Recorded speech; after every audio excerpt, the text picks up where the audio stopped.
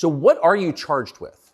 That's a really good question. I'm charged with being the head of an organized criminal group, which is in charge of recruiting girls to make TikTok videos to steal the money from the TikTok views.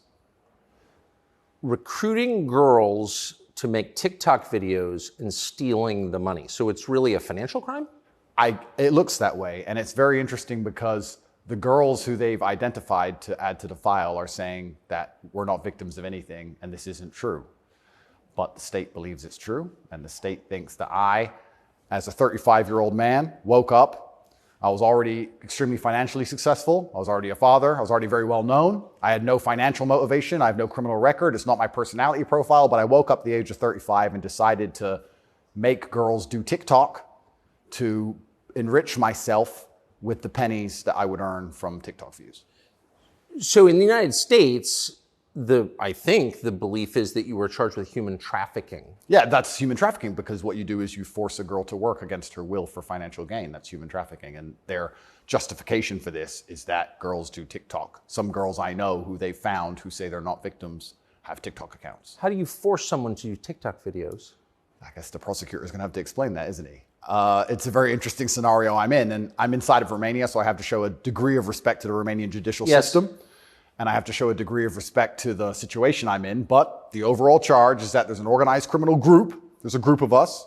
I'm the head of it. My brother is below me, and we use the lover boy method to convince women to do TikTok videos to make money so that we can steal the TikTok money. So there's just to be clear, you are not accused of pandering, of pimping, of forcing women to have sex with anybody. No, not forcing them to have sex, not restraining their movement, not stopping them from living a full life, but the fact that we are somehow convincing them to have TikTok. Very interesting. I don't think... But there's no actual... I'm asking you this because I do think it's a widespread belief that you were accused of pimping. Yeah, no, that's nothing to do with any of this case. Absolutely nothing. And it's kind of scary because the crime in itself of human trafficking is a unique one because they can ignore the statement of the victim. So the girls have come forward and said, this is insane. You've just picked us because we're near Andrew and we're his friends. But the whole idea of the crime is they can say that she's brainwashed, right? She's under duress. So you can ignore her statement. State says she's a victim regardless of the fact that she says she's not a victim. So it's very interesting because the difference between sex and rape is consent, right? Right. But they remove all of that. They're like, nope, you're a victim. No matter what you say, we're deciding you're a victim. And they've chosen them. And of course, these girls do nothing pornographic. They've never had sex with anyone, nothing to do with that. So they've picked TikTok. So it's scary. Imagine you're a full-grown man anywhere in the world today.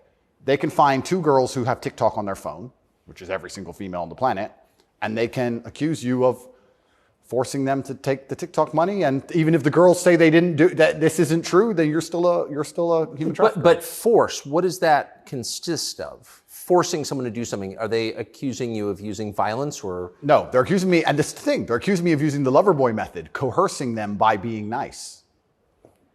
And by the way, these charges presumably are public, so... They're public, and this is extremely serious, but if you actually analyze the overall case against me, they're saying that Andrew and his brother, by being nice men, convinced girls to have TikTok accounts and then take the money. And it's very interesting because inside of the entire case file, there's not a single financial transaction to us for money. What are the penalties? They're extremely severe, 5 to 10 years in jail. And I've already served, coming up now, 7 months in a form of jail. They can only hold you are essentially incarcerated right now. Absolutely, I'm on house arrest. And that counts as jail. You can only be held 6 months without charge. I was initially picked up, thrown in a cell without charge. And I think the intention of the entire investigation at that point was to find the crime because they had very, very weak evidence. They contacted 2,000 people who know me or knew me. They tried very hard to convince some female somewhere to come forward and say something bad about me. The media machine, which works hands in hands with the justice machine, as you know very well, did exactly that. In fact, they offered bribes effectively. They'd call up ex-girlfriends and say, if you have anything bad to say about Andrew, we can pay you $50,000 for the story. And they tried very hard. They didn't find any evidence of anything. They then released me on house arrest. And then 2 days before the legal limit in which they had to drop everything, they charged me with whatever they had from the beginning, which is very little. And now we have to wait for the Romanian judicial system to analyze the file and God willing, throw it away.